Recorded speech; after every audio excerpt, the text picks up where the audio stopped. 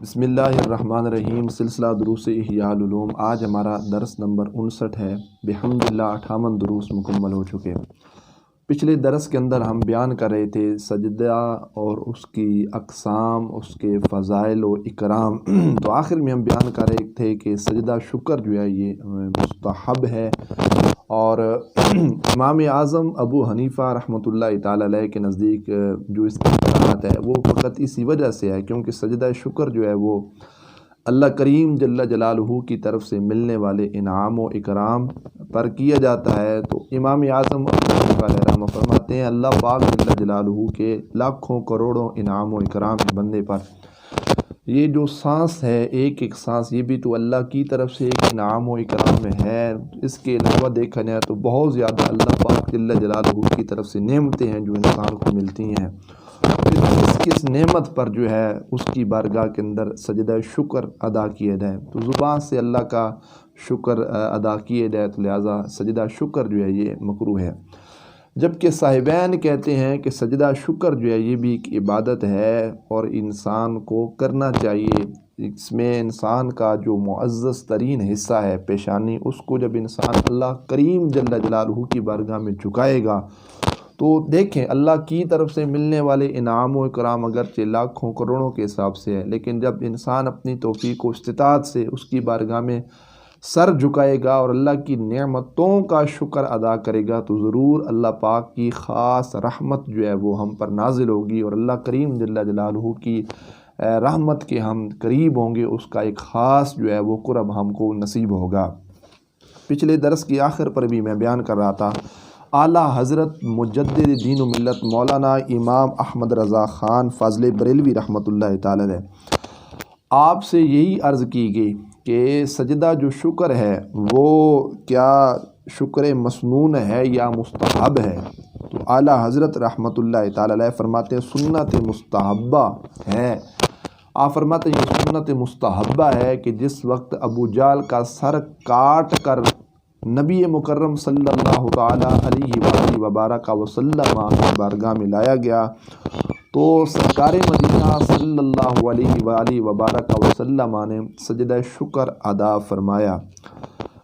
عرض کی گئی سجدہ شکر کی نیت نماز کے سجدے میں کر لی جائے تو کوئی حرج ہے یا نہیں؟ بندہ اس طرح نماز پڑھتا ہے، اسی نماز کے سجدے میں اگر سجدہ شکر کی نیت کی جائے تو کیا اس میں کوئی حرج ہے کہ نہیں؟ تو اعلیٰ حضرت رحمۃ اللہ علیہ فرماتے ہیں کوئی حرج نہیں، نماز کے سجدے میں بھی سجدہ شکر کی نیت کی جا سکتی ہے۔ فرماتے ہیں بہتر یہی ہے کہ نماز کے باہر اس کو ادا کیا جائے۔ اللہ اکبر، بہتر یہی ہے کہ کیا کیا جائے، نماز کے باہر اس کو ادا کیا جائے۔ نماز میں کر لی تو کوئی حرج نہیں، لیکن افضل و بہتر یہ ہے کہ اس کو نماز سے ہٹ کے بعد میں کیا کیا جائے، سجدہ شکر ادا کیا جائے۔ اب بہار شریعت والے نے کیا لکھا، وہ کہتے ہیں سجدہ شکر جو ہے وہ اولاد پیدا ہوئی، مال پایا، گمی ہوئی چیز مل گئی، مریض نے شفا پائی، مسافر واپس آیا، غرض کسی نعمت پر سجدہ شکر جو ہے وہ ادا کرنا، سجدہ ادا کرنا یہ کیا ہے، مستحب ہے۔ بیماری اللہ کریم جل جلالہ کی ہی طرف سے ہے، لیکن انسان اس کو اپنی توفیق سے برداشت اب نہیں کر پاتا۔ برا نہیں کہنا چاہیے، بیماری کو ایک امتحان ہے، صبر کرنا چاہیے، لیکن جب شفا پائے گا اس کے معاملات درست ہو جائیں گے، ایک اس کو خوشی نصیب ہوگی۔ مسافر وطن پر گیا واپس آیا، اس کو خوشی نصیب ہوگی۔ اللہ پاک نے مال عطا کی، اولاد عطا کی، تو یہ بھی ایک اللہ کی نعمتیں ہیں، یہ خوشیاں ہیں۔ تو پھر اس نعمت اور خوشی پر اظہار تشکر کے لیے اپنی پیشانی کو اللہ کریم جل جلالہ کی بارگاہ میں جھکایا جائے اور سجدہ شکر ادا کیا جائے۔ سجدہ شکر ادا کرنے کا طریقہ کیا ہے؟ اس کا وہی طریقہ ہے جو سجدہ تلاوت کا ہے کہ کھڑے ہو کر مطلب سجدے کی طرف جائیں اور 3 دفعہ سبحان ربی الاعلیٰ، سبحان ربی الاعلیٰ، سبحان ربی الاعلیٰ پڑھیں، پھر اسی انداز میں تکبیر کہتے ہوئے کیا ہے واپس آ جائیں، کھڑے ہو جائیں، مطلب پہلے اور پیچھے دونوں بار اللہ اکبر کہنا سنت ہے، اور کھڑے ہو کر سجدے میں جانا اور سجدہ کر کے پھر کھڑے ہو جانا یہ کیا ہے، دونوں قیام جو ہیں یہ مستحب ہیں۔ سجدہ تلاوت اور سجدہ شکر کے لیے اللہ اکبر کہتے وقت اپنے ہاتھوں کو کانوں تک نہیں اٹھانا، نہ ہی اس کے اندر تشہد ہے، تو نہ ہی اس کے اندر سلام ہے، سلام بھی اس کے اندر نہیں ہے، تشہد بھی ہم نے اس کے اندر نہیں پڑھنا، اور اپنے ہاتھوں کو بھی جو ہے نا کانوں کی طرف دے کر نہیں جانا۔ اللہ اکبر۔ تو بہرحال یہ ایک طریقہ ہے سجدہ شکر کا اور سجدہ تلاوت کا۔ سجدہ تلاوت بھی قرآن مقدس، قرآن مجید، قرآن رشید میں تقریباً 14 مقامات پر وہ آیات جن کے اندر سجدہ ہے، اور یہ تو قرآن مقدس کے اب اوپر بڑے احسن انداز میں لکھا ہوتا ہے۔ آیت سجدہ پڑھنے والا، ہر جو شخص جو قاری ہوتا ہے، پڑھنے والا، قرات کرنے والا، اس کو علم ہو جاتا ہے کہ یہاں پہ جو ہے وہ سجدہ تلاوت ہے۔ اور جو سماعت کرنے والے حضرات ہیں، چاہے وہ قصداً ارادے کے ساتھ نہ بھی سنیں، تو ان پر بھی کیا ہوگا، سجدہ تلاوت جو ہے وہ واجب ہو جائے گا، ادا کرنا ضروری ہے۔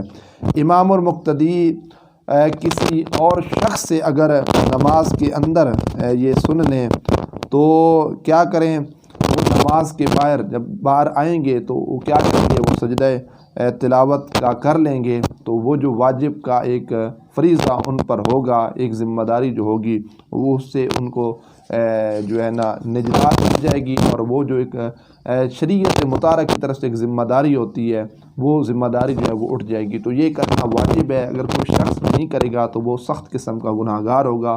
قرآن مقدس، قرآن مجید، قرآن رشید کو جب آپ پڑھیں تو سجدہ تلاوت فوراً نہ بھی کریں، اس میں تاخیر کی بھی اجازت ہے کہ اس کو بعد میں سجدہ تلاوت کر لیا جائے، چاہے ایک کر لیں، مطلب لحاظ پڑھنے کے لحاظ سے اگر ایک سجدہ گزرا تو بعد میں تلاوت کے بعد کچھ گھنٹوں بعد بے شک کر لیں، تاخیر اس کے اندر جائز ہے۔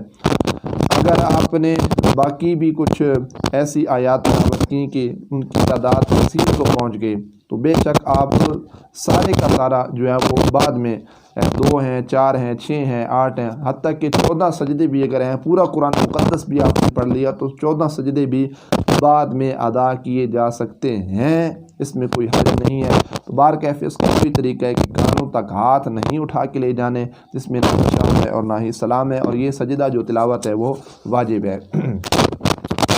اسی طرح ایک سجدہ سہو ہوتا ہے۔ سجدہ سہو کس کو کہا جاتا ہے؟ نماز جب کوئی شخص پڑھتا ہے تو نماز میں اگر کوئی واجب رہ جائے یا کوئی فرض ہے اس میں تاخیر ہو جائے تو سجدہ سہو جو ہوتا ہے وہ واجب ہو جاتا ہے۔ اگر سجدہ سہو ہم نے ادا نہیں کیا تو ہماری نماز نہیں ہوگی۔ اب اس کا طریقہ کیا ہے کہ آخری رکعت میں التحیات و رسولہ تک پڑھنے کے بعد ایک طرف سلام پھیریں گے، ایک طرف سلام پھیرنے کے بعد 2 سجدے کریں گے، ان کو کہا جاتا ہے سجدہ سہو۔ یہ جو ہمارا نماز میں نقص رہ جاتا ہے، کمی کوتاہی رہ جاتی ہے، یہ سجدہ سہو کرنے سے وہ کوتاہی اور وہ نقص کیا ہو جاتا ہے، ختم ہو جاتا ہے، ہماری نماز کامل و اکمل ہو جاتی ہے۔ سجدہ سہو اگر جان بوجھ کے ہم نے اس کو چھوڑ دیا، ادا نہ کیا، چونکہ یہ واجب ہے، تو نماز کا پیچھے جو نقص و عیب رہیں گے اس سے نماز ہماری کمزور پڑے گی اور ہماری نماز نہیں ہوگی۔ دوبارہ نماز کا ادا کرنا واجب الاعادہ ہوگا، وہ ضروری ہوگا۔ دوبارہ کیفے اس کو سجدہ سہو کہا جاتا ہے۔ سلام پھیرے بغیر بھی 2 سجدے کیے جائیں، لیکن اس میں کراہت تنزیہ ہے، تو بہتر یہ ہے کہ ایک طرف سلام پھیرنے کے بعد جو ہے وہ 2 سجدے کیے، ان کو سجدہ سہو کہا جاتا ہے۔ تو بات یہ مختصر تشریح سجدہ عبادت، سجدہ تلاوت، سجدہ سہو، سجدہ تشکر، سجدہ شکر جو ہے اس کے لحاظ سے، اور سجدہ تعظیمی، یہ اس پر ہم نے مختصر جو ہے وہ کچھ گزارشات عرض کی ہیں۔ اچھا جی، اب اس کے علاوہ ایک بہت بڑی چیز کہ جب آدمی سجدہ کرتا ہے، چاہے وہ سجدہ عبادت کا ہو، سجدہ شکر کوئی کرنے والا ہے، سجدہ تلاوت کرنے والا ہے، تو اس لحاظ سے چونکہ اس نے اپنا یہ معزز حصہ اللہ کریم جل جلالہ کی بارگاہ میں جھکانا ہوتا ہے۔ اب پیشانی پر بعض حضرات جو سجدوں کی کثرت کرتے ہیں، نشانات ان کی پیشانیوں پہ پڑ جاتے ہیں، تو اس کے متعلق کچھ لوگ بدگمانی بھی کرتے ہیں، کچھ لوگ ان کو احسن بھی سمجھتے ہیں، اچھا بھی سمجھتے ہیں، نیکوکار بھی سمجھتے ہیں۔ تو اس میں کیا حکمت و راز ہے، اور اعلیٰ حضرت رحمۃ اللہ علیہ کے حوالے سے اور بالخصوص امام فخر الدین رازی علیہ رحمہ کے حوالے سے یہ چند گزارشات سنیے۔ قرآن مقدس کہتا ہے نا، سیماہم فی وجوہہم من اثر السجود، ان کی علامت ان کے چہروں پر سجدوں کے نشان سے، علامات جو ہے وہ چہروں پر کیا ہے؟ سجدوں کے نشان، کثرت سجدہ کی وجہ سے یہ جو پیشانی پہ اثرات پڑ جاتے ہیں۔ اب یہ جو تفسیر ہے اس میں دو قول ہیں۔ ایک قول یہ ہے کہ سجدے کا نشان دنیا میں نہیں بلکہ قیامت کے دن ہوگا۔ کثرت سجود جب ہم دنیا میں کریں گے تو دنیا والوں کو پتہ نہیں چلے گا، وہ کثرت سجود کی وجہ سے وہ جو نشان ہوگا وہ ہماری پیشانیوں پر ظاہر ہے، وہ قیامت کے دن جو ہے وہ نشانی اور علامت ہوگی کہ پہچانے جائیں گے بندے جنہوں نے کثرت کے ساتھ اللہ پاک جل جلالہ کی بارگاہ میں سجدے کیے ہوں گے۔ اللہ فرماتا ہے نا یوم تبیض وجوہ، چہرے چمک رہے ہوں گے۔ اللہ اکبر، فرمایا نورہم یسعا، ان کا نور دوڑتا ہوگا۔ اللہ اکبر، تو ان کے چہروں میں نور، اللہ پاک کی جانب توجہ کرنے سے ان کے چہروں کو اللہ ایک نور عطا کرے گا۔ دنیا میں انہوں نے اپنا چہرہ، اپنا رخ رب کی ذات کی طرف کیا تو اللہ پاک کامل اور اکمل کیا کرے گا؟ نور ان کو عطا کرے گا۔ قیامت کے دن وہ لوگ پہنچنے جائیں گے، ورنہ سورج کے سامنے کھڑا ہو جائے، سورج کی روشنی جب ہمارے چہروں پہ پڑے گی نا تو ہمارا جائے گا، ہمارے حسن میں اضافہ ہوگا، ہمارے نور میں اضافہ ہوگا، ہمارا چہرہ جو ہے وہ چمکنے لگ جائے گا۔ حالانکہ سورج کا نور جو ہے اجالا یہ عارضی ہے جو ختم ہو جاتا ہے، یہ کچھ سدا نہیں رہتا، یہ ختم ہو جیسے جلتا جائے گا، ہمارے وہ نور کے اندر چلے جائے گی۔ جبکہ اللہ پاک جل جلالہ جو ساری کائنات کو نور عطا کرنے والا، چاہے وہ سورج ہو، چاند ہو، کائنات کا ذرہ ذرہ ہو، آسمان ہو، ستارے ہوں، سب کو نور تو رب ذوالجلال جل جلالہ کی طرف سے ہی عطا ہو رہا ہے۔ جو شخص اللہ کی ذات کی طرف توجہ کرے گا، اللہ اکبر اللہ اکبر، جو شخص اللہ کی ذات کی طرف توجہ کرے گا تو اس کے چہرے پہ ایسا نور ہوگا، ایسی اللہ روشنی عطا کرے گا، نور کے سوال نہیں ہوگا۔ پھر یہ نور قیامت کے دن لوگ دیکھیں گے، حیران ہوں کہ یہ کون ہے جن کے چہرے چمک رہے ہیں۔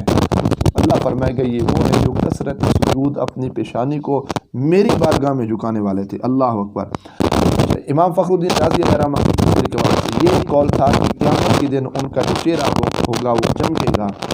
اچھا، دوسرا قول یہ ہے، دوسرا قول کیا ہے کہ سجدے کے نشان دنیا میں، اللہ اکبر، دنیا کے اندر ان کی پیشانیوں پر سجدے کے نشانات ہوں گے۔ پھر اس کے اندر جو دنیا میں سجدے کے نشانات ہماری پیشانیوں پر ہوں گے، پھر اس کے اندر ہیں دو قول۔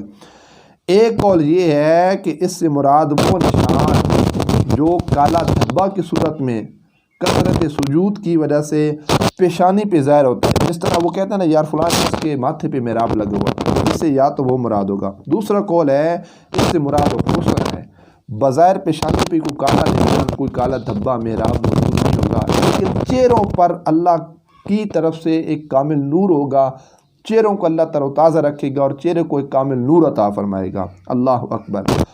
یہ حسن کے اندر اللہ پاک جل جلالہ اضافہ فرمائے گا، ان کا حسن بہت زیادہ ہوگا۔ اب یہ کون لوگ ہوں گے؟ یہ ایسے لوگ ہوں گے کہ جنہیں اللہ پاک نے سجدوں کی توفیق بخشی اور جنہوں نے کثرت سجود سے اللہ کی رضا حاصل کی، اللہ کا قرب حاصل کیا، تو اللہ دنیا میں کیا کرے گا؟ اس کے حسن میں اضافہ فرمائے گا۔ اللہ اکبر۔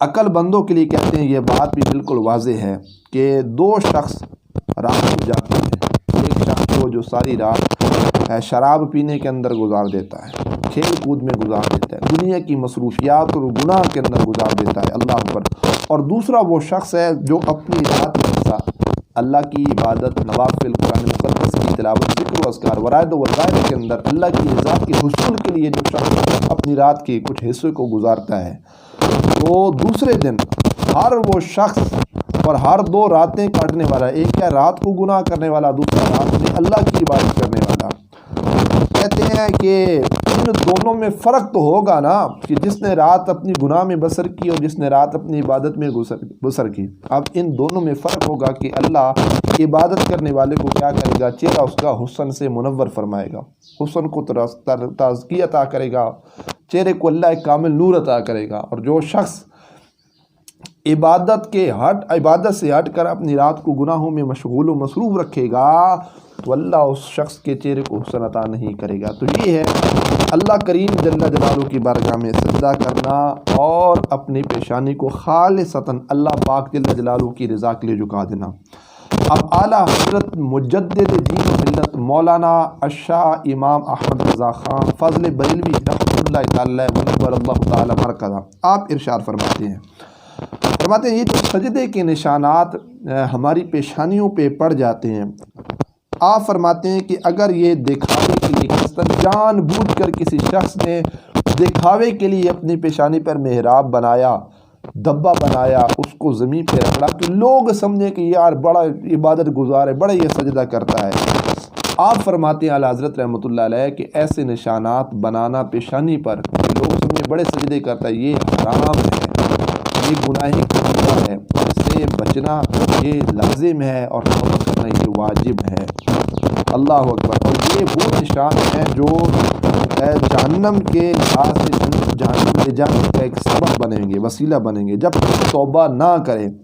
اور اعلیٰ حضرت فرماتے ہیں اگر یہ نشان کثرت سجود یعنی زیادہ خود پڑ گیا، خود بخود بنا، ہم نے نہیں بنایا، اگر ہم نے بنایا تو یہ جہنم کے لائق ہے، اگر یہ خود بنا کثرت سجود کی وجہ سے تو اعلیٰ حضرت فرماتے ہیں اگر تو وہ سجدے ریا یعنی دکھانے کے لیے تھے تو پھر یہ فاعل جہنم ہی ہے۔ اللہ اکبر۔ اور یہ نشان اگرچہ خود جرم نہیں ہے، یہ نشان خود جرم نہیں کیونکہ انسان نے خود نہیں بنایا، خود وہ بن گئے ہیں، فرماتے ہیں مگر جرم سے پیدا ہوا لہٰذا یہ شخص جو ہے وہ دوزخی ہوگا۔ اور اگر وہ سجدے اللہ کریم جل جلالہ کے لیے ہیں، اگر نشان پڑھنے سے یہ خوش ہوا، کہا کہ یار اللہ کے لیے سجدہ کیا، لیکن یہ خوش ہوتا ہے اپنے نشان کو دیکھتا ہے، خود کہتا ہے کہ یہ سجدہ کرنے سے ہوا، خوش ہوتا ہے۔ اعلیٰ حضرت رحمۃ اللہ تعالی علیہ فرماتے ہیں اب ریا آ گیا، ریاکاری آ گئی اور یہ نشان اس کے حق میں مذموم ہو گئے۔ اور اگر اس کی طرف کچھ التفات نہ ہوا، سوچو بیچارہ اگر نہ گئی، یہ نشان جو ہے خالصتاً اللہ کریم جل جلالہ کی رضا کے لیے، پھر اس کی طرف نہ گئی تو یہ کہتے ہیں یہ نشان محمود لائق تعریف ہے۔ اللہ اکبر۔ یہ جو ہے نا لائق تعریف ہیں۔ اور ایک جماعت کے نزدیک یہ بھی ہے کہ امید ہے قبر میں ملائکہ کے لیے اس کے ایمان اور نماز کی نشانی ہو اور روز قیامت یہ نشانی آفتاب سے زیادہ نورانی ہو۔ اللہ اکبر۔ تو یہ ہے سلسلہ اور یہ ہے ایک چیز کہ جب انسان اللہ پاک جل جلالہ سے سجدے کرے۔ امیر المومنین سیدنا فاروق اعظم رضی اللہ تعالیٰ عنہ کا مبارک فرماتے ہیں ایک شخص کوئی کام چھپ کر بڑے رازداری کے ساتھ کرتا ہے تو اللہ پاک اس کے آثار، اس کے چہرے اور اس کے کلام یعنی گفتگو میں نمایاں کر دیتا ہے۔ اللہ پاک جل جلالہ عمل کی توفیق عطا فرمائے۔ حجت الاسلام حضرت سیدنا امام غزالی علیہ رحمہ کے درجات بلند فرمائے، آپ کے فیضان سے اللہ حفیظ فرمائے۔ وآخر دعوانا الحمد للہ رب العالمین۔